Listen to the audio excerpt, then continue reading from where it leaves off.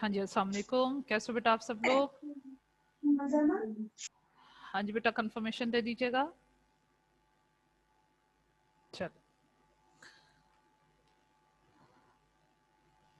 चलें जनाब, आज न्यू चैप्टर स्टार्ट करेंगे with the title of inventories.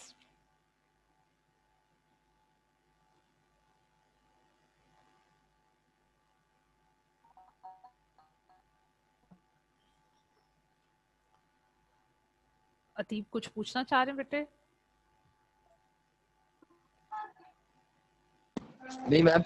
ठीक है बेटा जी। बेटे आज न्यू चैप्टर हम स्टार्ट लेंगे, इन्वेंट्री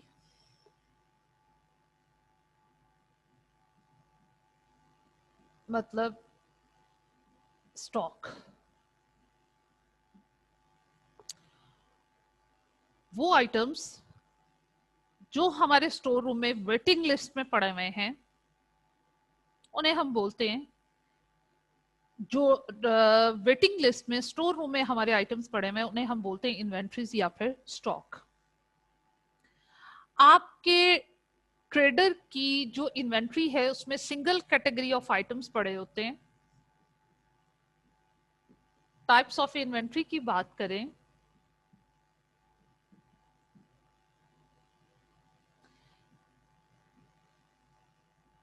मैन्युफैक्चरर जो है बेटे आपका, उसके स्टोर रूम में 3 तरह के आइटम्स पड़े हुए हैं। रॉ मटेरियल की इन्वेंट्री होती है,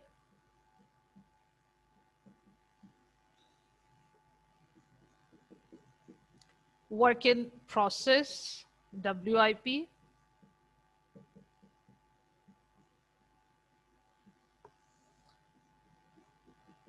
थर्ड में फिनिश्ड गुड्स इन्वेंट्री हुआ करती है। मैन्युफैक्चरर ने रॉ मटेरियल जो कि बेसिकली इंग्रेडिएंट्स होते हैं फिनिश गुड्स बनाने के लिए, उन इंग्रेडिएंट्स को हम बोलते हैं रॉ मटेरियल, जिससे हमने कुछ बनाना है। जैसे फर्नीचर के लिए हमें would, steel, plastic, steel, iron चाहिए। बिल्डिंग बनाने के लिए हमें ब्रिक्स, कंक्रीट और सीमेंट और ये तमाम चीजें चाहिए। तो जनाब ये हमारे स्टोरों में इन्वेंट्री क्यों पड़ी हुई है? क्योंकि उससे प्रोडक्शन हमने खरीद लिया हुआ है, अभी प्रोडक्शन डिपार्टमेंट की तरफ वो इशू नहीं हुए, उन्हें प्रोडक्शन डिपार्टमेंट की तरफ मूव करना है। सेकेंड टाइप ऑफ इन्वेंट्री में work in process, semi finished goods, जिन पे कुछ काम कर लिया और कुछ काम करना बाकी है। एक डिपार्टमेंट ने इन यूनिट्स पे काम कर लिया, वो इसलिए स्टोर रूम में पड़े हुए, अभी दूसरा डिपार्टमेंट फारिग नहीं है, दूसरे डिपार्टमेंट में अभी काम हो रहा है। तो दूसरे डिपार्टमेंट ने जब प्रीवियस यूनिट पे काम कंप्लीट करना है, इन यूनिट को स्टोर रूम से इशू करवाएगा। तो ये इसलिए वेटिंग लिस्ट में स्टोर रूम में पड़े हुए हैं। Finished goods, completed units, manufacturer ने रॉ मटेरियल की हेल्प से इन यूनिट्स को बनाया और ये बना के स्टोर रूम में रख दिए। अब जब तक कस्टमर की तरफ से ऑर्डर नहीं आता, आपके रिटेलर डिस्ट्रीब्यूटर की तरफ से ऑर्डर नहीं आता, जब तक ये यूनिट्स आपके स्टोर रूम में पड़े हुए हैं वेटिंग लिस्ट में, और जब तक पड़े हुए हैं ये आपका स्टॉक है, ये आपकी इन्वेंट्री है। आपका manufacturer in 3 types of inventories में डील करता है। जबकि अगर हम बात करें आपके ट्रेडर की, तो जो ट्रेडर है, जो तिजारत करता है, उसने चीजें बनानी नहीं है, उसने रेडीमेड आइटम्स परचेज करने और आगे सेल कर देने। उसकी इन्वेंट्री में सिर्फ एक कैटेगरी ऑफ स्टॉक पड़ी हुई है, सिर्फ 1 टाइप ऑफ इन्वेंट्री उसके स्टोर रूम में पड़ी हुई है, वो है फिनिश्ड गुड्स। उसने परचेज कर लिए, जब तक वो सेल नहीं होते स्टोर रूम में पड़े हुए हैं, वो इन्वेंट्री का पार्ट है। इस चैप्टर में हमने सीखना है कि जनाब इन्वेंट्री की वैल्यूएशन कैसे की जाती है। हम फाइनेंशियल अकाउंटिंग में मोस्टली जो एग्जांपल कोट किया करते हैं वो एक ट्रेडर की एग्जांपल लिया करते हैं, जिसने रेडीमेड आइटम्स परचेज करने और आगे बेच देने हैं। ऑनवर्ड चैप्टर में हमने फिनिश गुड्स की इन्वेंट्री को ही डील करना है। स्टार्ट में वो थोड़ा सा इंट्रोडक्शन देता है with respect to raw material and WIP inventory, तो हम भी थोड़ा सा जिक्र करते चले जाएं कि इनकी इन स्टॉक की इन इन्वेंट्रीज की वैल्यूएशन कैसे करते हैं। इन्वेंट्री की वैल्यूएशन जनाब अंडर IAS 2 की जाती है, इंटरनेशनल अकाउंटिंग स्टैंडर्ड नंबर 2 जो है वो अंडर प्रूडेंस कॉन्सेप्ट आपको सिखाता है कि जनाब हमने इन्वेंट्री की वैल्यूएशन कैसे करनी है। और जब इन्वेंट्री की बात हो तो बेटे इन्वेंट्री में आपके पास मैन्युफैक्चरर के पास ये 3 कैटेगरीज का स्टॉक पड़ा हुआ, ट्रेडर के पास सिंगल कैटेगरी फिनिश गुड्स का स्टॉक पड़ा हुआ है। तो जनाब जहां तक बात है रॉ मटेरियल के पॉइंट ऑफ व्यू से बात करें, देखिए प्रूडेंस कॉन्सेप्ट हमें क्या कहता है कि एसेट्स को हमने ओवर वैल्यूएट नहीं करना, हमने ओवर ऑप्टिमिस्टिक नहीं होना, हमारे बिजनेस के जो एक्चुअल रिजल्ट्स हैं वही हमने अपने स्टेक होल्डर्स को शो करने हैं। हमें जो है वो प्रॉफिट को और एसेट्स को ओवर एस्टिमेट करके नहीं बताना, एक्सपेंसेस को और अपनी लायबिलिटीज को अंडर एस्टिमेट करके नहीं बताना। और इसके अलावा जनाब ये कॉन्सेप्ट हमें एक और बात भी सिखाता है, और वो क्या है कि जनाब आपके जो जिस तरह बैड एंड डाउटफुल डेट्स के चैप्टर में हमने ये बात सीखी थी कि जनाब ये कॉन्सेप्ट हमें कहता है एक्चुअल में जो आपके लॉसेस हुए हैं बैड डेट्स के नाम से वो तो आपने बुक करने ही करने, वो तो रिकॉर्ड करने ही करने। इसके अलावा जो आपके एक्सपेक्टेड लॉसेस होते हैं डाउटफुल डेट्स के, उसे भी प्रोविजन के थ्रू कैलकुलेट किया जाता है। विद रिस्पेक्ट टू इन्वेंट्री अगर हम बात करें तो बेटा आपकी इन्वेंट्री चाहे रॉ मटेरियल से रेलिवेंट है, WIP से रेलिवेंट है या फिनिश गुड्स के से रेलिवेंट है, जनाब अंडर IAS 2 हम उसकी वैल्यूएशन किस पे करते हैं? हम उसकी वैल्यूएशन करते हैं at lower of. Inventory valuation किस पे होती है?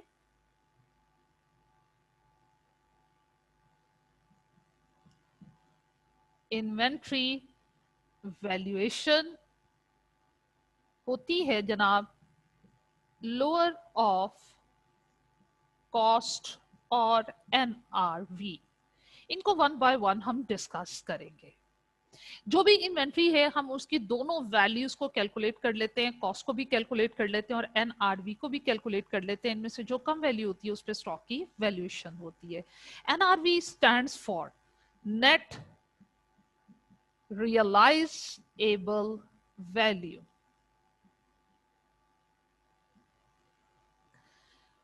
नेट रियलाइजेबल को डिस्कस करने से पहले हम बात करेंगे कॉस्ट की। कॉस्ट क्या है? With respect to non current asset हमने कॉस्ट को बहुत डिटेल में डिस्कस किया था कि जब भी नॉन करंट एसेट के पॉइंट ऑफ व्यू से कॉस्ट का जिक्र होगा तो कॉस्ट में सिर्फ परचेज प्राइस इंक्लूसिव नहीं होती, परचेज प्राइस के अलावा जितने भी परचेजेस एक्सपेंसेस हैं वो भी एसेट की कॉस्ट का पार्ट हुआ करते हैं। Same is here.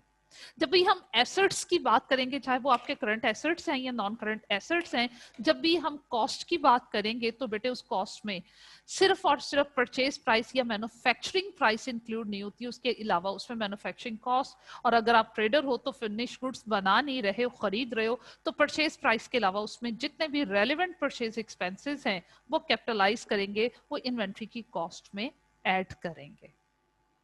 Raw material की कॉस्ट कैसे कैलकुलेट करेंगे, WIP की कॉस्ट कैसे कैलकुलेट की जाती है, और फिनिश गुड्स की कॉस्ट को हम कैलकुलेट कैसे करते हैं। कीप इन माइंड ये चैप्टर बेसिकली कवर अप कर रहा है ट्रेडर की इन्वेंट्री को जो कि फिनिश गुड इन्वेंट्री होती है, लेकिन हम यहाँ पे हल्का सा हिंट देते चले जाएंगे कि जनाब रॉ मटेरियल की और WIP की इन्वेंट्री को मैन्युफैक्चरर के पॉइंट ऑफ व्यू से हम कैलकुलेट कैसे करते हैं। तो बेटे रॉ मटेरियल मैन्युफैक्चरर ने परचेज करना है, तो रॉ मटेरियल की इन्वेंट्री की कॉस्ट अगर आपसे कहा जाए कि कैलकुलेट करें तो बहुत इजी है। आप कहोगे रॉ मटेरियल हमने जितने में परचेज किया, सप्लायर को जो परचेज प्राइस पे की, उसमें जितने भी परचेज से रेलिवेंट डायरेक्ट एक्सपेंसेस हैं, इंपोर्ट चार्जेस हैं, आपके डॉक चार्जेस हैं, आपके इसके अलावा कैरेज इनवर्ट के एक्सपेंसेस हैं, वो सबके सब ऐड होंगे। अगर ट्रेड डिस्काउंट होगा तो वो माइनस करते हैं, तो हमारे पास रॉ मटेरियल की जो इन्वेंट्री है उसकी कॉस्ट आती है। वर्क इन प्रोसेस और finish goods. Raw material work in process में पहले कन्वर्ट होता है, उसके बाद फिनिश गुड में कन्वर्ट होता है जब हम उस पर मैन्युफैक्चरिंग का काम करते हैं। तो इसका मतलब है कि जनाब रॉ मटेरियल को वर्क इन प्रोसेस और फिर वहां से फिनिश गुड में कन्वर्ट होने के लिए मैन्युफैक्चरिंग प्रोसेस से गो थ्रू होना पड़ता है। तो जब हम इनकी कॉस्ट कैलकुलेट करते हैं तो जनाब हम क्या काम करते हैं, मैन्युफैक्चरिंग कॉस्ट जितनी हमारी इंकर्ड हो चुकी होती है फिनिश गुड्स बनाने पे या WIP बनाने पे, हम वो सारी की सारी मैन्युफैक्चरिंग कॉस्ट जो है वो ऐड करते हैं, तो आपके पास WIP और फिनिश गुड्स की कॉस्ट आती है।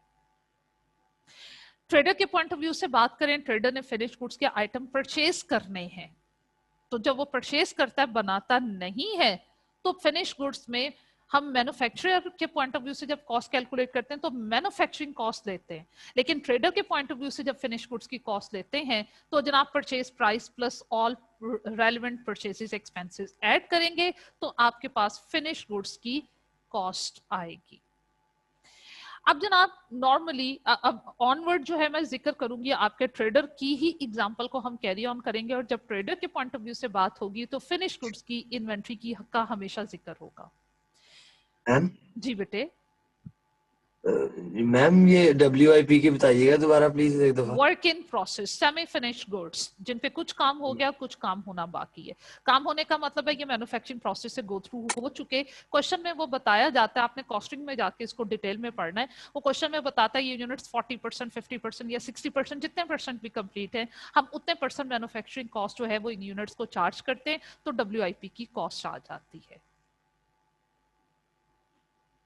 अतीब ठीक है? जी मैम। Yes ma'am.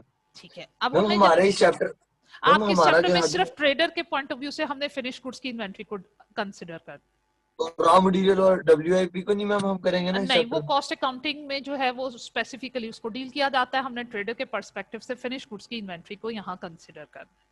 मैम एक दफा फिनिश गुड्स की भी कॉस्ट प्लीज बता दें। फिनिश गुड्स की कॉस्ट बता देती हूँ अभी आपको। जब बेटे मैन्युफैक्चरर के पॉइंट ऑफ व्यू से फिनिश गुड्स की कॉस्ट निकाली जाती है तो मैन्युफैक्चरर ने क्योंकि फिनिश गुड्स को प्रोड्यूस करना होता है, इसलिए मैन्युफैक्चरर के पॉइंट ऑफ व्यू से जब फिनिश गुड्स की कॉस्ट कैलकुलेट करते हैं तो मैन्युफैक्चरिंग कॉस्ट ऐड किया करते हैं, जितनी मैन्युफैक्चरिंग कॉस्ट आपकी इंकर्ड हो चुकी इन यूनिट्स को बनाने पे, जिसे प्रोडक्शन कॉस्ट भी कहते हैं। लेकिन जब ट्रेडर के पॉइंट ऑफ व्यू से बात करेंगे तो ट्रेडर ने फिनिश गुड्स को बनाना नहीं है, बल्कि उन्हें फिनिश गुड्स के रेडीमेड आइटम परचेज करने हैं, तो उनके लिए मैन्युफैक्चरिंग कॉस्ट तो नहीं होगी। ट्रेडर के पर्सपेक्टिव से जब हमने फिनिश गुड्स की इन्वेंट्री की कॉस्ट फाइंड आउट करनी होगी तो कॉस्ट को कैलकुलेट कैसे करेंगे? ट्रेडर ने आप फिनिश गुड्स की इन्वेंट्री को परचेज करना है तो आपने कॉस्ट कैसे कैलकुलेट करनी है जनाब? परचेज प्राइस में ऐड कर देने हैं रेलेवेंट परचेज एक्सपेंसेस, तो जनाब आपके पास फिनिश गुड्स की क्या आ जाएगी? कॉस्ट आ जाएगी। अब देखिए बेटे, नॉर्मली हम बिजनेस, नॉर्मली क्या बल्कि बिजनेस होता ही प्रॉफिट अर्न करने के लिए, और प्रॉफिट कब होता है? जब मैं ऐसा ट्रेडर काम कर रही हूँ, मैंने एक चीज अगर 100 रुपीज में परचेज की है, मैं ज्यादा में बेचूंगी तो मुझे प्रॉफिट होगा ना। 100 में खरीदी 150 की बेचूंगी तो 50 का उसमें मुझे प्रॉफिट होगा। अब सम टाइम होता क्या है, गुड्स डैमेज हो जाते हैं या ऑब्सोलीट हो जाते हैं, पुराने हो जाते हैं, उनका लॉस हो जाता है। अगर वो गुड यूनिट्स नहीं रहते तो वो नॉर्मल सेल प्राइस में नहीं बिक पाते। 100 की चीज खरीदी थी, लॉस हो गया, हमें था कि ये जब ये गुड यूनिट्स होते तो 150 में बिकते, अब वो बैड यूनिट्स बन चुके हैं, डैमेज हो चुके, खराब हो गए, टूट गए, ऑब्सोलीट हो गए, किसी रीजन की वजह से वो डैमेज हो गए।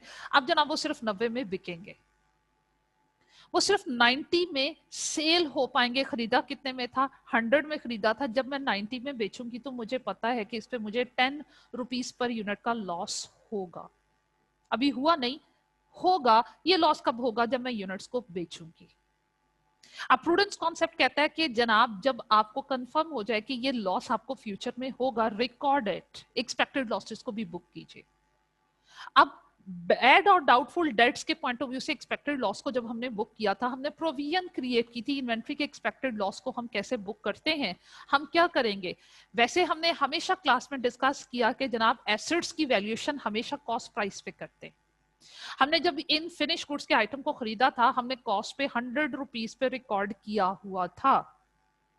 ये यूनिट्स 100 रुपीज पे हमारी बुक्स में रिकॉर्ड थे, कॉस्ट प्राइस पे रिकॉर्ड थे। अब मुझे पता है ये डैमेज हो गए किसी रीजन की वजह से, अब ये 90 में बिकेंगे। जब बिकेंगे तो हमें 10 रुपए का लॉस होगा।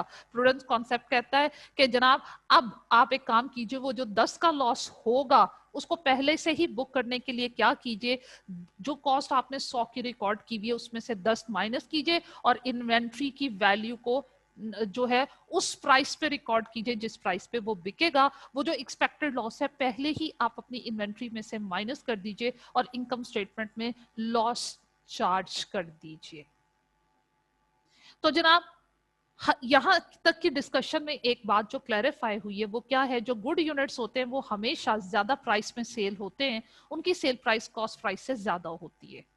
जो गुड यूनिट्स होते हैं उन पे हमें प्रॉफिट होगा। प्रॉफिट को हम कब रिकॉर्ड करेंगे? जब प्रॉफिट होगा। और प्रॉफिट कब होगा? जब यूनिट्स को सेल करेंगे। जब यूनिट सेल होंगे तो प्रॉफिट होगा। और प्रूडेंस कॉन्सेप्ट कहता है जब प्रॉफिट होगा तब रिकॉर्ड कीजिएगा। What about losses? लॉसेस के पॉइंट ऑफ व्यू से ये है कि जनाब अगर यूनिट बैड हो गए तो हमें लॉस हो, और उनकी जो एक्सपेक्टेड सेल प्राइस है वो कॉस्ट को कवर अप नहीं कर पाएगी, उस पर हमें लॉस होगा जब बेचेंगे। लेकिन अभी अभी हमने बेचा नहीं है, उससे पहले ही वो जो 10 का लॉस होगा हमें बुक करना होगा। और उसको बुक करने का तरीका कार क्या होता है कि जनाब आप इन्वेंट्री जो डैमेज हो गई हुई है आप उसकी कॉस्ट भी कैलकुलेट कर लीजिए इस तरीके से, और उसकी एनआरवी भी कैलकुलेट कर लीजिए। NRV stand for net realisable value, कि जब मैं बेचूंगी तो ये कितने में मुझे बिकेंगे, कितनी वैल्यू रियलाइज होगी, उसे कहते हैं एनआरवी। वो जनाब अगर 90 है तो 10 का नुकसान होगा। तो हमने क्या करना है, इन्वेंट्री की वैल्यू में से 10 माइनस करूंगी तो 100 की कॉस्ट की जो वैल्यू है वो 100 से कम होकर 90 की एनआरवी की वैल्यू पे आ जाएगी। तो जनाब इस तरीके से हम इन्वेंट्री की वैल्यूएशन जब भी करते हैं हमेशा ऐसे करते हैं, जो भी यूनिट्स होते हैं उनकी कॉस्ट भी कैलकुलेट कर लेते हैं, उनकी एनआरवी भी कैलकुलेट कर लेते हैं, और फिर इनका कंपैरिजन करते हैं। जो वैल्यू कम होगी उस पर इन्वेंट्री की वैल्यूएशन हो जाएगी। एनआरवी कैलकुलेट करने का तरीका कार क्या होता है? एनआरवी का फॉर्मूला, ये इसको कैसे कैलकुलेट करोगे? एक्सपेक्टेड सेल प्राइस के जनाब वो यूनिट अब कितने में बिक पाएंगे, एक्सपेक्टेड सेल प्राइस में से आप माइनस कर दोगे। बेटे जब चीजों को बेचते हैं हमें उस पे फर्दर कुछ सेलिंग एक्सपेंसेस इंकर्ड करना पड़ते हैं। अगर वो सेलिंग एक्सपेंसेस क्वेश्चन में गिवन होंगे तो आपने एक्सपेक्टेड सेल प्राइस जितने में वो यूनिट बिक सकते हैं उसमें से उनके सेलिंग एक्सपेंसेस को माइनस कर देना है। और सम टाइम जो आपके बैड यूनिट्स हो जाते हैं उनको उनकी रिपेयर की जरूरत हमें पड़ जाती है ताकि थोड़ा बहुत रिपेयर करके रीजनेबल प्राइस में उनको बेचा जा सके। वो भी आपके सेलिंग एक्सपेंसेस का ही पार्ट होंगे, वो भी इसमें ऐड कर लीजिएगा। और अगर यूनिट्स इनकम्प्लीट आपको क्वेश्चन में दिए हुए हैं, जैसे आप ट्रेडर नहीं हो, मैन्युफैक्चरर हो, चीजें बना रहे हो और प्रोडक्शन प्रोसेस में ही आपको अंदाजा हो गया कि ड्यूरिंग प्रोडक्शन यूनिट्स बैड हो गए, कटिंग रॉन्ग हो गई या गिर गए, टूट गए, किसी रीजन की वजह से भी ऐसा हुआ, तो जनाब अब वो उस हालत में सेल नहीं हो सकते जब तक कि हम उन्हें एंडिंग स्टेज तक, फिनिश गुड्स की स्टेज तक नहीं पहुंचा देते। तो ऐसे यूनिट बिकेंगे तो सही, बैड तो हो गए, लेकिन ये तब तक नहीं बिकेंगे जब तक ये हम प्रॉपर्ली असेंबल नहीं कर देते, इनका प्रोडक्शन प्रोसेस कंप्लीट नहीं कर देते। तो वो आपको उन यूनिट से relevant further cost of completion question में बताएगा।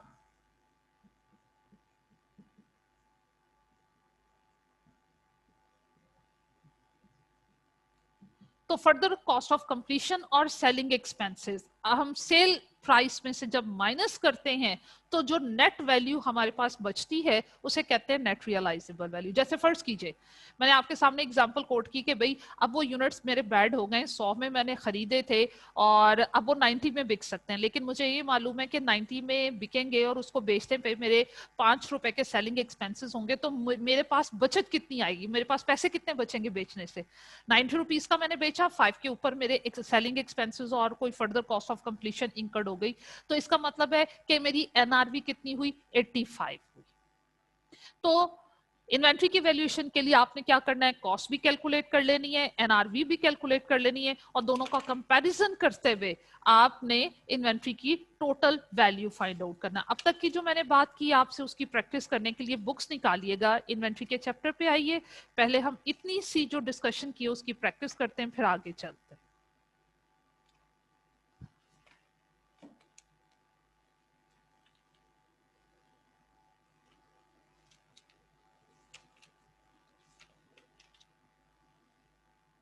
चले पहले बिल्कुल ही सिंपल सी एग्जांपल, पेज नंबर 445 आपकी बुक्स में, पेज नंबर 445 पे। जी बेटे। मैम हाँ जी।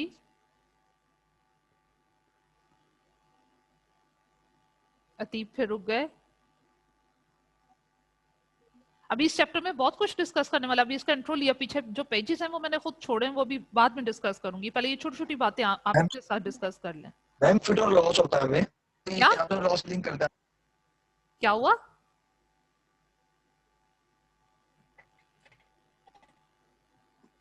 ठीक है मैंने कहा मैं एक्चुअली में ना कोई आपका माइक का इशू हो रहा है, मैं समझ नहीं पा रही आप क्या ठीक कहना है। चाह रहे हो। ठीक है चलो, हसन अली हाँ जी अनम्यूट कीजिए, क्या कहना चाह रहे हो?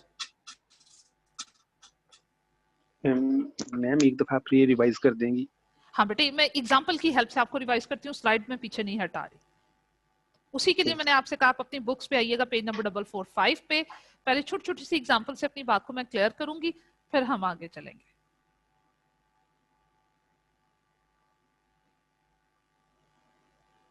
आपकी बुक्स में पेज नंबर 445 पे उसने एक एग्जांपल दी हुई है, और हम इन्वेंट्री के चैप्टर में जिस पॉइंट पे हैं वो है 3.1 वैल्यूएशन ऑफ इन्वेंट्री। इसमें देखिए एग्जांपल में उसने इन्वेंट्री 4 तरह की दी हुई है। एक और चीज, इन्वेंट्री की वैल्यूएशन हमेशा कैटेगरी वाइज होती है।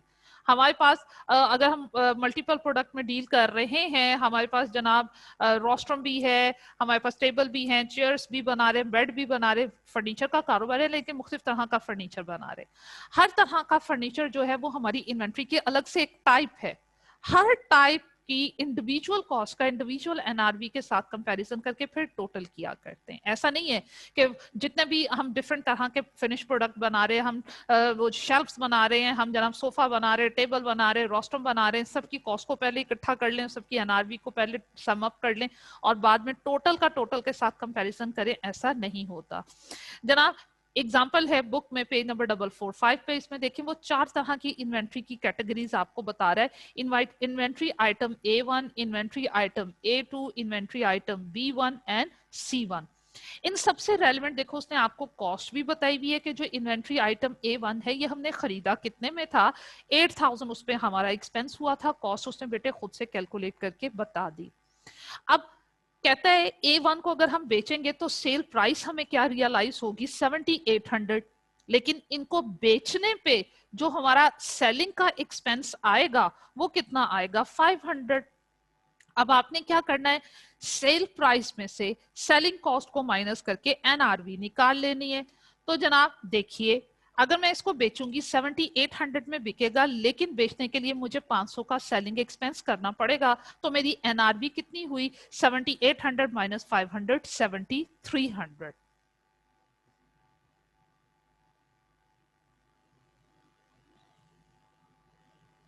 इन्वेंट्री की टाइप,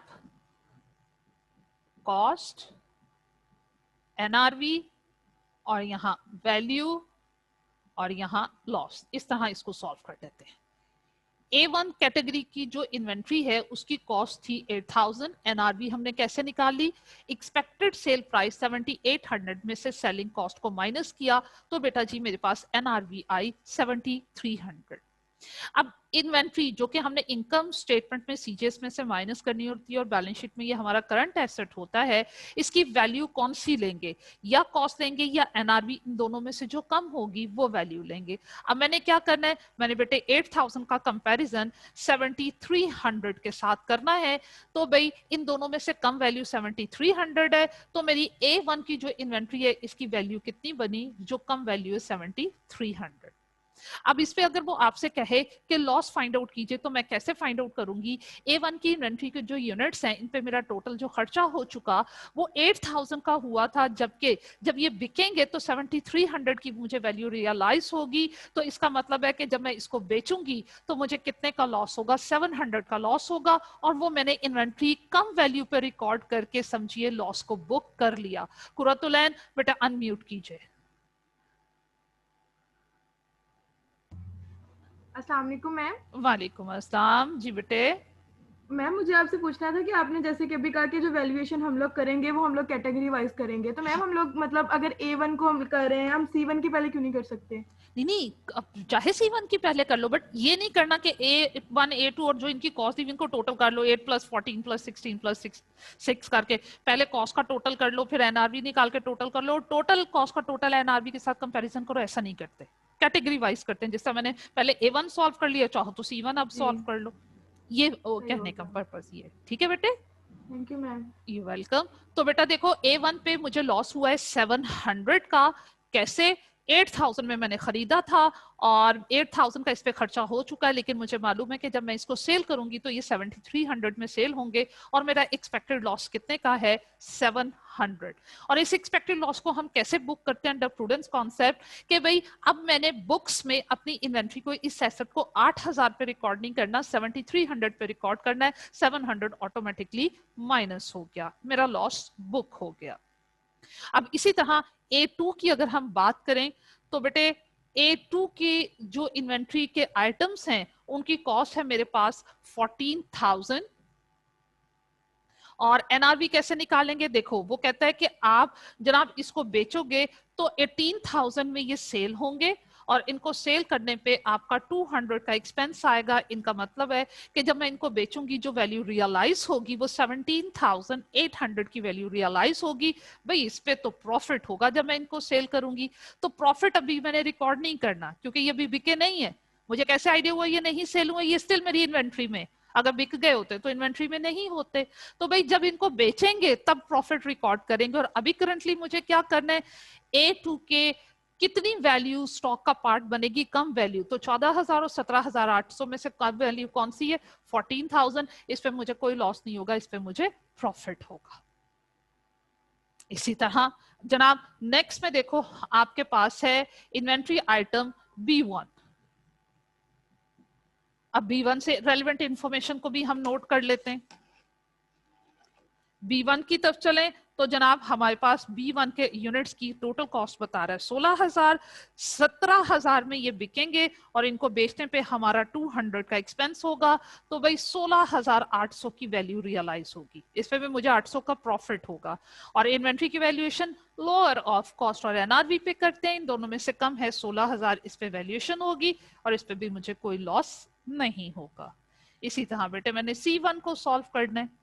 C1 की कॉस्ट है 6,000, सेल करेंगे तो 7,500 में सेल होंगे और इनकी एस्टिमेटेड जो सेल वैल्यू मुझे रियलाइज होगी वो 150 होगी। सेलिंग एक्सपेंसेस जो होंगे वो 150 होंगे। तो भाई 7,500 माइनस 150, ये बेटा जी मेरे पास है 7,350 इसकी एनआरवी। कंपैरिजन करें, देखो इन दोनों में से कम कौन सा है 6,000, इस पे भी मुझे कोई लॉस नहीं होगा। तो मेरे क्लोजिंग स्टॉक की टोटल वैल्यू कितनी हो गई, हम इसको ऐड कर देंगे। क्लोजिंग स्टॉक वैल्यू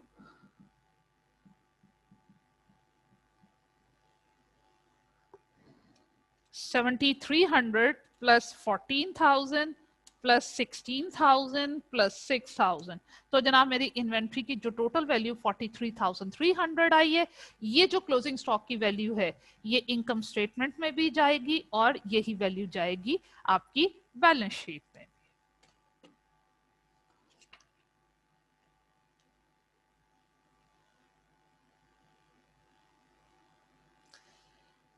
अब आइए जनाब नेक्स्ट पेज पे 446 पे जो फर्स्ट वन एग्जांपल है उसमें ABCDEF के नाम से 4 कैटेगरी की इन्वेंट्रीज दी हुई है, ये आपने खुद सॉल्व करना है। लेकिन उससे नीचे वाली जो एग्जांपल दी हुई है वो मैं आपके साथ डिस्कस करूंगी, वो मैं सॉल्व करूंगी। बुक्स पे पेज नंबर 446 पे आइए। एग्जांपल जो अब हम सॉल्व करेंगे उसका टाइटल है HM। एग्जाम्पल की इंफॉर्मेशन को देख लीजिएगा, मैं आपके सामने यहाँ सॉल्व करूंगी।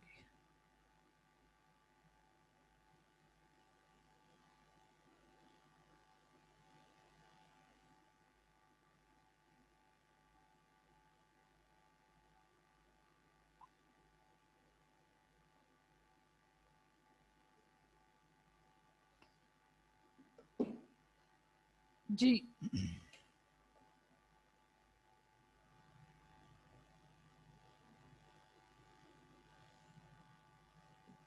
बुक एग्जाम्पल पेज नंबर है हमारे पास 446 और HM के नाम से ये एग्जाम्पल हम सॉल्व करेंगे। इसमें जनाब प्रोडक्ट ए को पहले सॉल्व करते हैं।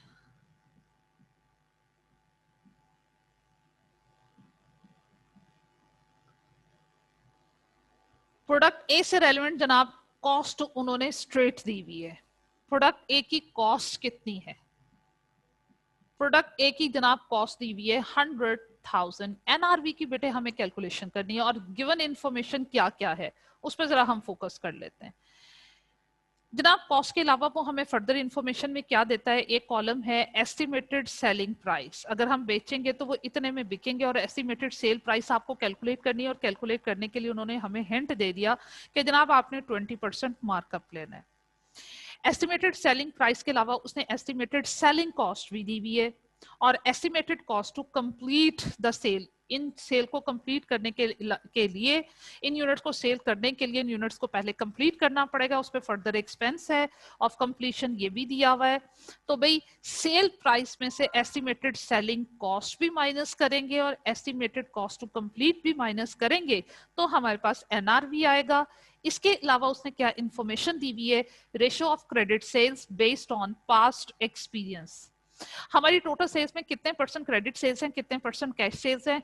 हम इन्वेंट्री की वैल्यूएशन से रेलेवेंट नहीं है ये पॉइंट, एक्स्ट्रा इंफॉर्मेशन आपको दी हुई है, हम इसको इग्नोर करेंगे। रिकवरी कॉस्ट है, रिकवरी कॉस्ट क्या होती है, जिन कस्टमर्स को हम उधार बेचते हैं बेटे उनसे कैश कलेक्ट करना होता है और कैश कलेक्ट करने पे जो हमारा एक्सपेंस आता है to recover cash from credit customer, to recover debt from credit customer, उसमें जो हमारा एक्सपेंस इनकर्ड होता है वो रिकवरी कॉस्ट है, वो भी सेल्स से रेलेवेंट है। हमारी इन्वेंट्री की वैल्यूएशन से इस पॉइंट का कोई भी कंसर्न नहीं है, ना ही हमारा बैड डेट एक्सपेंसेस से रिलेट कर रहा है। ये सारी की सारी इंफॉर्मेशन क्रेडिट सेल्स से रिलेट करिए, जबकि हम कर रहे हैं इन्वेंट्री की वैल्यूएशन। तो लास्ट 3 कॉलम्स जो दिए हुए हैं जनाब वो एक्स्ट्रा इंफॉर्मेशन है, not relevant to this question. तो अब जनाब हमें इन्वेंट्री की वैल्यूएशन की तरफ जाने के लिए कॉस्ट हमें स्ट्रेट हर प्रोडक्ट की गिवन है, हमने एनआरवी कैलकुलेट करनी है। और एनआरवी बेटे जी हमारे पास कैसे आएगी, जो एस्टिमेटेड सेलिंग प्राइस है वो हम कैलकुलेट करेंगे, फिर हम उसमें से सेलिंग कॉस्ट कैलकुलेट करके माइनस करेंगे और इसके अलावा फर्दर कंप्लीशन कॉस्ट भी कैलकुलेट करके माइनस करेंगे। तो हमारे पास एनआरवी आएगी। तो चलिए वन बाय वन हम इनको कैलकुलेट करते हैं। मैं यहाँ पे थोड़ा सा मार्जिन देती हूँ, वैल्यूज को हम यहाँ लिखेंगे कैलकुलेट करके। वर्किंग नंबर 1 में मुझे सबसे पहले बेटे कैलकुलेट करनी है सेलिंग प्राइस। अब सेलिंग प्राइस उसने कैलकुलेट करने के लिए हमें हिंट क्या दिया है कि जनाब 20% मार्क अप। अब अगर आपको याद हो मार्कअप एंड मार्जिन मैंने क्लास में डिस्कस किए हैं, मैं रिपीट कर देती हूँ यहाँ पे कि बेटे सेल प्राइस हमेशा किसके इक्वल होती है, कॉस्ट प्लस प्रॉफिट के इक्वल हुआ करती है। आपको क्वेश्चन में मार्कअप दिया हुआ हो या मार्जिन दिया हुआ हो, ये प्रॉफिट की परसेंटेज को रिप्रेजेंट करते हैं। क्वेश्चन में आपको मार्कअप दिया हो या मार्जिन दिया हो, ये आपने हमेशा प्रॉफिट की परसेंटेज होती है प्रॉफिट के नीचे लिखना है। उसके बाद गौर करना है कि जनाब बेस क्या है, या कॉस्ट प्राइस बेस होगी या सेल प्राइस बेस होगी। जो भी बेस होती है उसे 100% लेते हैं। मार्कअप एक ऐसा प्रॉफिट होता है जो कॉस्ट प्राइस बेस होता है। मार्कअप के केस में कॉस्ट बेस होती है, इसलिए कॉस्ट को हम लेते हैं 100%। तो आपके पास सेल प्राइस कितने परसेंट हो गई, 120% हो गई। हमने मार्कअप और मार्जिन के क्वेश्चन में सेल प्राइस की तरफ या प्रॉफिट की तरफ या कॉस्ट की तरफ जाने के लिए स्टेप नंबर 1 हमेशा क्या किया करते हैं कि जनाब हमने जो है परसेंटेज में अपनी इक्वेशन को कंप्लीट कर लेना होता है।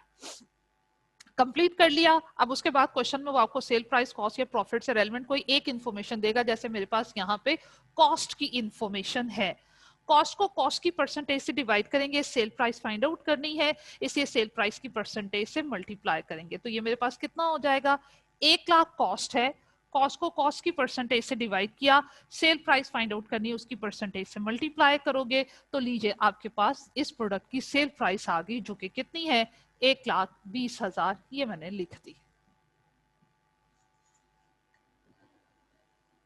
उसके बाद एस्टिमेटेड सेलिंग कॉस्ट किस तरह फाइंड आउट करना है, उसने कहा 5% ले लीजिए ईएसपी का। और ईएसपी क्या है, एस्टिमेटेड सेल प्राइस, जो आप कैलकुलेट कर चुके हो, इसका जनाब आपने लेना है 5%।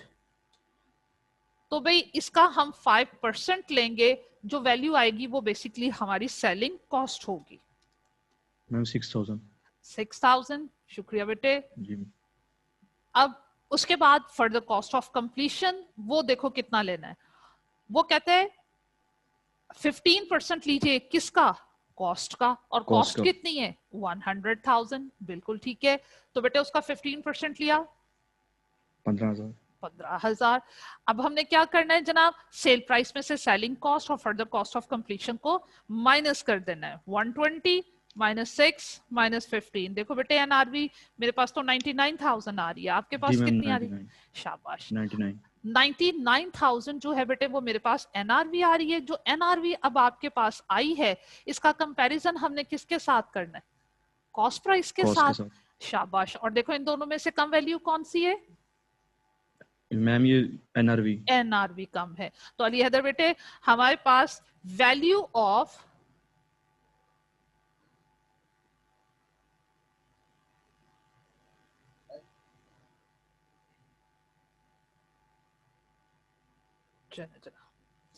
हमारे पास वैल्यू ऑफ इन्वेंट्री ए आ रही है ₹99,000।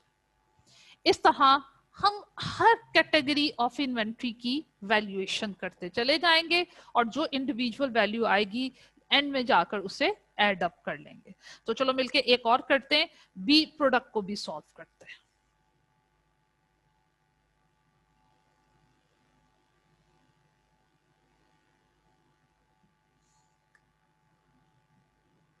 प्रोडक्ट बी,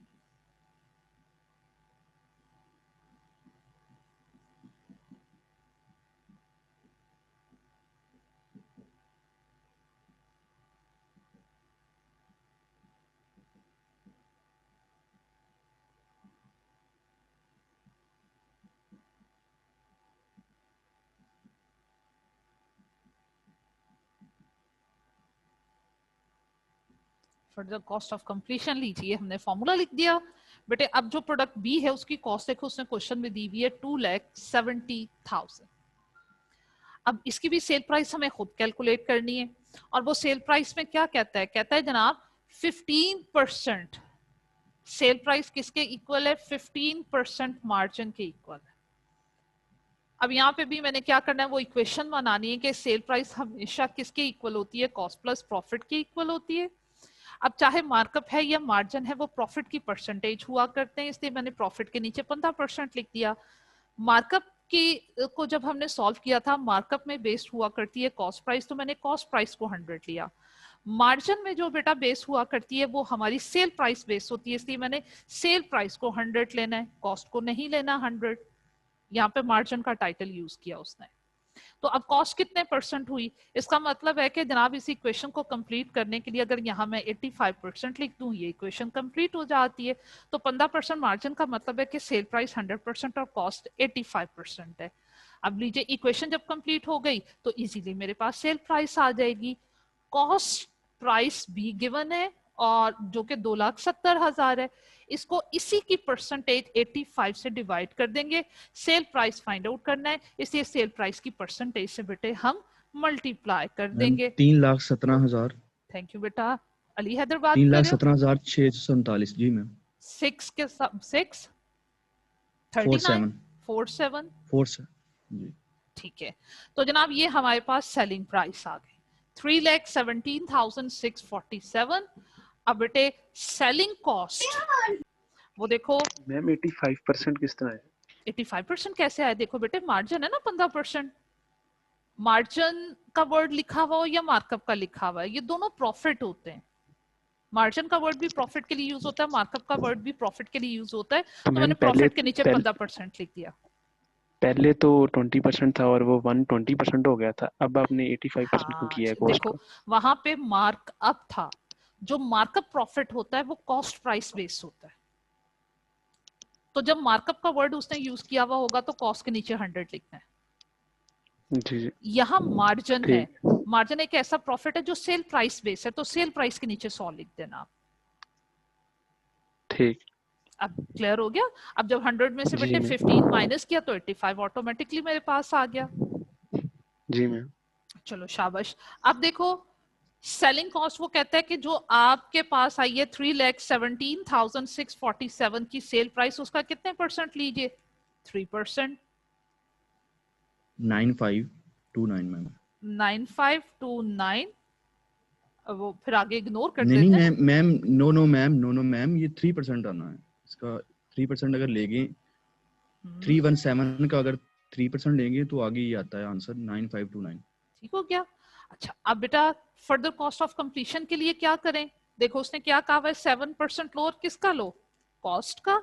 कॉस्ट मेरे पास बेटे 2,70,000 है, इसका हम बेटे लेते हैं 7%। देखो मेरे पास ये अमाउंट आ रही है, आप चेक करो 18,900। 189। जी मैम। बहुत अच्छा बेटा, शाबाश, बिल्कुल ठीक हो गया। अब 317,647 minus 9529 minus 18,900, NRV is, tell me. एक सेकंड मैम। ठीक है, 4 6 7 मैम, ये एनआरवी या 289। हाँ जी मैम, शाबाश, 218। 218। शाबाश।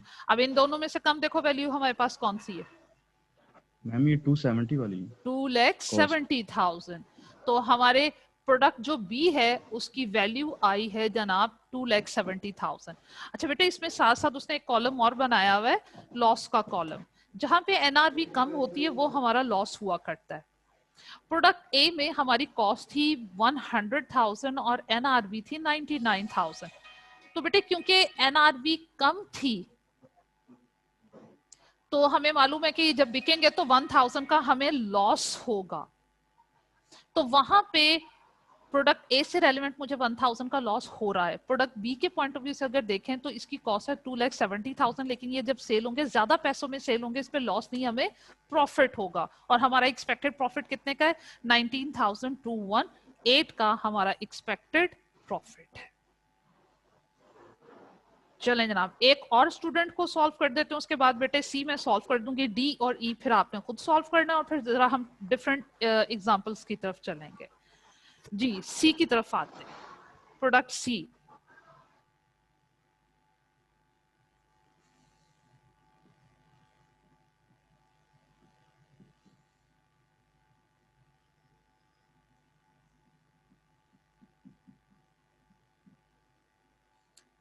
प्रोडक्ट सी में है कॉस्ट हमारे पास 8,30,000। अब मैं फॉर्मूला नहीं लिख रही एनआरबी का, डायरेक्टली हम वैल्यू को कैलकुलेट कर लेते हैं। अब देखो फिर से उसने टाइटल यूज किया मार्कअप का, और कितने परसेंट मार्कअप है जनाब हमारे पास? 25%। अब फिर से मैंने जो गिवन परसेंटेज थी प्रॉफिट के नीचे लिखी। अब मार्कअप का मतलब है कि कॉस्ट बेस है और बेस को हम हमेशा लिया करते हैं 100%। तो लीजिए सेल प्राइस मेरे पास कितने परसेंट आ गई? 125%। अब सेल प्राइस फाइंड आउट करने के लिए क्वेश्चन में उसने हमें कॉस्ट दी हुई है और वो है 8,30,000। कॉस्ट को बेटे कॉस्ट की ही परसेंटेज 100% से डिवाइड कर दोगे, सेल प्राइस फाइंड आउट करनी है, उसकी परसेंटेज से मल्टीप्लाई कर दोगे। 103 मैम, 103,7500। थैंक यू बेटे, ये हमारे पास एनआर से एक्सपेक्टेड सेल प्राइस आ गई। अब बेटा जी इसमें से हमें क्या माइनस करना है? Selling cost. और वो कहता है जो आपके पास सेल प्राइस आई है 1,03,7,500, इसका कितने परसेंट लें जनाब? 6%।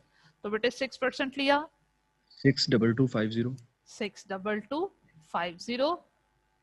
Further cost of completion 20% of cost, और इसमें कॉस्ट है 8,30,000। मैम वो आता है 166,000। तो बेटे अब एनआरवी भी आप मुझे कैलकुलेट करके दो। मैम एक सेकंड, 37 1,03,7,500 माइनस 62250 जी मैम, माइनस 166,000। मैम ये आता है 809250। 9250।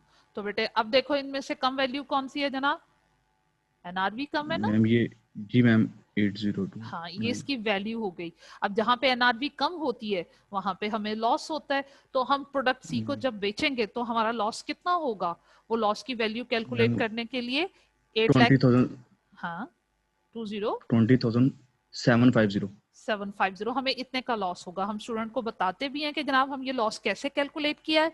जो कॉस्ट थी 8,30,000 माइनस एनआरवी 809,250 माइनस किया तो जनाब हमें इतने का लॉस होगा। हैंड रेस करके बताइए कितने स्टूडेंट ने बात को फॉलो किया।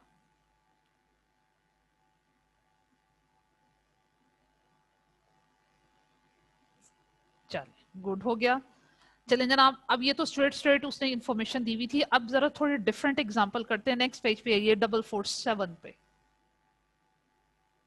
मैम जी मैम प्रोडक्ट बी के लिए जो आपने जरा स्लाइड कर दीजिएगा, दिखा दीजिएगा, वो हाँ उसके जी 3 शॉट लेना।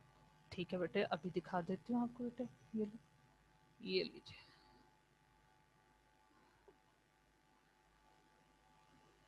जी मैम ठीक है, थैंक यू। Ji welcome. एक और स्टूडेंट बेटा, मैं नाम नहीं पढ़ सकी थी, नोटिफिकेशन था। अच्छा चलें दोबारा पूछ लीजिएगा बेटे। पेज नंबर 447 पे आओगे। एग्जाम्पल है चिंटो कंपनी। इससे नेक्स्ट एग्जाम्पल जो है, चिंटो कंपनी के नाम से 2 प्रोडक्ट दिए हुए ए एंड बी। बुक्स में पेज नंबर 447 पे आइएगा, हम ये एग्जाम्पल पढ़ते हैं।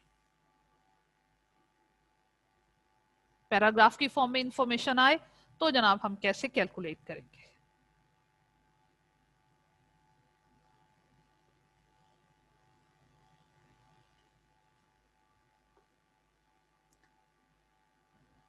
Chinto company deals in 2 products, namely product A and the product details related to product A and B, and the details related to each product is as follow. Requirement हम पहले देखते हैं कि उसने require हमसे क्या किया। उसने कहा कि जनाब नेट रियलाइजेबल वैल्यू कैलकुलेट कीजिए एज एट 31 दिसंबर 2001।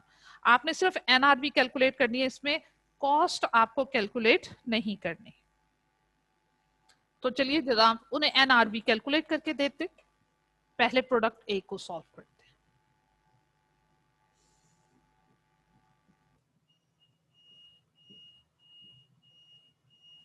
लाइट ने बहुत तंग किया हुआ है, मेरा ख्याल है पूरे फैसलाबाद में यही हालात है।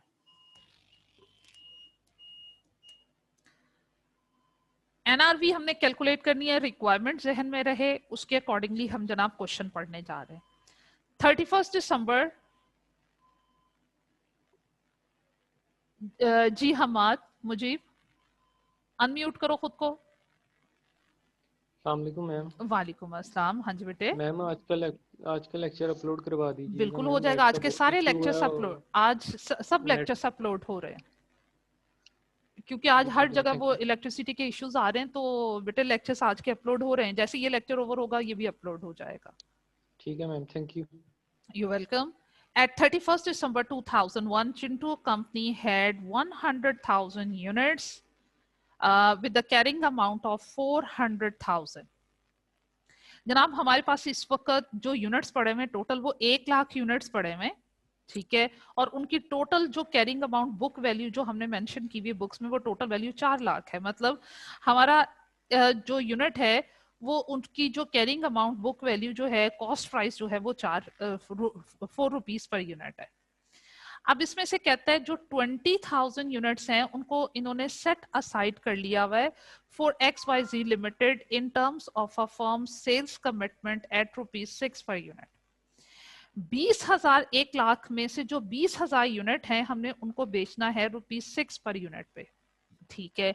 और जो उनकी कमिटमेंट है ये हमारी हुई है कि हमने इनको 6 में सेल करना है, लेकिन जो नॉर्मली करंट सेल प्राइस है वो ₹4.5। अच्छा इसमें करेक्शन कर लीजिए, ये 4.5 नहीं है 4 है एक्चुअल में, लेकिन जो सेल प्राइस है वो कहता है कि हमारे पास बाकी यूनिट्स की जो सेल प्राइस है वो 4 है। सेलिंग कॉस्ट जो 20,000 यूनिट्स हमने सेपरेट किए थे उन पे टोटल सेलिंग कॉस्ट है 1,000, जबकि जो बाकी यूनिट्स है 80,000 उन पे नॉर्मल सेलिंग कॉस्ट है ₹1 पर यूनिट। ये देखो कैसे सॉल्व करना है। टोटल मेरे पास 100,000 यूनिट्स हैं, 20,000 की वैल्यूज उसने यूनिट्स की अलग बताई हुई है, और 80,000 यूनिट्स के पॉइंट ऑफ व्यू से वैल्यूज उसने डिफरेंट बताई है, इसलिए मैंने इनको सेग्रीगेट कर लिया। कीप इन माइंड हमने एनआरवी निकालना है। एनआरवी के लिए मुझे सबसे पहले क्या चाहिए? सेल्स की वैल्यू चाहिए, एक्सपेक्टेड सेल्स वैल्यू। कहता है ये जो 20,000 यूनिट हमने सेट असाइड किए, इसका एक यूनिट जो है वो हमने कितने में सेल करना है? 6 में बेचना है। तो मेरी एक्सपेक्टेड सेल्स रेवेन्यू जो इनसे बनता है वो 1,20,000 बनता है। और वो कहते हैं इन यूनिट पे जो मेरा सेलिंग एक्सपेंस है, जो सेलिंग कॉस्ट है, वो 20,000 यूनिट की जो टोटल सेलिंग कॉस्ट है वो 1,000 है। तो बेटे सेल्स रेवेन्यू में से जब मैं सेलिंग कॉस्ट को माइनस कर दूंगी, जो कि उसने टोटल खुद ही दिए हुए 1,000, तो लीजिए मेरे पास इन यूनिट का एनआरवी आ गया 1,19,000। और जो बकाया 80,000 यूनिट्स हैं उनकी वो आपको क्वेश्चन में सेल प्राइस बताता है 4। कितना हो गया सेल्स रेवेन्यू बेटे? 3,20,000। और उनका जो सेलिंग एक्सपेंस है वो 1 पर यूनिट है। 1 पर यूनिट सेलिंग कॉस्ट है और यूनिट्स कितने ये वाले 80,000। तो टोटल सेलिंग एक्सपेंस मेरे पास कितना आ गया? 80,000। तो बेटे 320 में से माइनस कीजिएगा 80,000 को, 2,40,000। तो मेरे पास total NRV of product A वो कितनी आई? 1,19,000 प्लस 359,000। लीजिए हमने प्रोडक्ट ए जो है उसकी टोटल एनआरवी फाइंड आउट कर ली। उसने 2 कैटेगरीज में डिवाइड किए हुए थे इसके यूनिट्स। टोटल यूनिट्स 1,00,000 थे। 20,000 यूनिट की सेल प्राइस और सेलिंग एक्सपेंसेस डिफरेंट थे। 80,000 यूनिट की सेल प्राइस और सेलिंग एक्सपेंसेस डिफरेंट थे। इसलिए हमने अलग अलग उन यूनिट्स की एनआरवी निकाल के सम अप कर लिया। तो प्रोडक्ट ए के जो टोटल 1,00,000 यूनिट्स हैं उनकी टोटल एनआरवी हमारे पास है 3,59,000। तो जनाब ये स्ट्रेट इस तरह कैलकुलेट हो गया। अब चलते हैं जनाब प्रोडक्ट बी की तरफ। Product B has been placed in a warehouse with little infrastructure. Factory manager informed the management on 15th January 2002 that the entire warehouse and all the inventory contained therein with a carrying amount of 900,000 had been destroyed in a series of storms. जनाब तूफान शूफान आए और लेकिन हमने inventory की जो valuation करनी है वो 31 दिसंबर 2001 तक की करनी है। जहन में रखिए हमने जो एनआरवी कैलकुलेट करनी है कब तक की करनी है? 31 दिसंबर 2001 की। जबकि जो लॉस हुआ है वो तो कह रहे हैं 15 जनवरी नेक्स्ट में जाके हुआ है। चलें खैर आगे पढ़ते हैं। First storm hit the warehouse on 29th December 2001. जो पहला स्टॉर्म आया है जनाब वो तो करंट मंथ में दिसंबर के महीने में ही आया और 29 दिसंबर को आया। और उसमें आपकी जो 70% इन्वेंट्री थी उसका लॉस हो गया, डिस्ट्रॉइंग 70% ऑफ द इन्वेंट्री। ठीक है, तो हमने सिर्फ जो 70% की इन्वेंट्री का लॉस हुआ है उनकी एनआरवी डिफरेंट वे से निकालेंगे। इसका मतलब है जो बाकी 30% की इन्वेंट्री का लॉस हुआ है वो दिसंबर के बाद में हुआ है, उनकी वैल्यू अलग से कैलकुलेट करेंगे। He explained that remaining जो 30% इन्वेंट्री थी was quickly moved to a higher ground, but flood water from a second storm on 5th January 2002 destroyed this too. तो भाई 5 जनवरी को एक और तूफान आया और उस सैलाबी रेले में जो बाकी 30% इन्वेंट्री थी 5 जनवरी को वो भी वेस्ट हो गई। लेकिन 31 दिसंबर तक जो 30% इन्वेंट्री थी वो अभी हमारे पास गुड कंडीशन में थी। उसका लॉस कब हुआ? 5 जनवरी को। 31 दिसंबर तक उसमें कोई ऐसा इशू नहीं था। He estimates that entire inventory जो है अब आपकी सेल हो सकती है एज अ स्क्रैप फॉर 100,000। पूरी की पूरी 100% इन्वेंट्री अब आपकी अगर बिकेगी तो सिर्फ और सिर्फ 1,00,000 में बिकेगी। Cost to sell the entire inventory as scrap is estimated as 1,000। और पूरी इन्वेंट्री को बेचने पे जो आपका एक्सपेंस आएगा वो जनाब आएगा, सेलिंग एक्सपेंस आएगा 1,000। Normal sales value for the entire inventory would have been 1,500,000, 1.5 million, and the selling cost would have been 10% thereof. जी जनाब, अब देखिए प्रोडक्ट बी की NRV एट 31 दिसंबर मैंने कैसे फाइंड आउट करनी है। प्रोडक्ट बी को हम सॉल्व करने जा रहे हैं। इन्वेंट्री वैल्यू कब?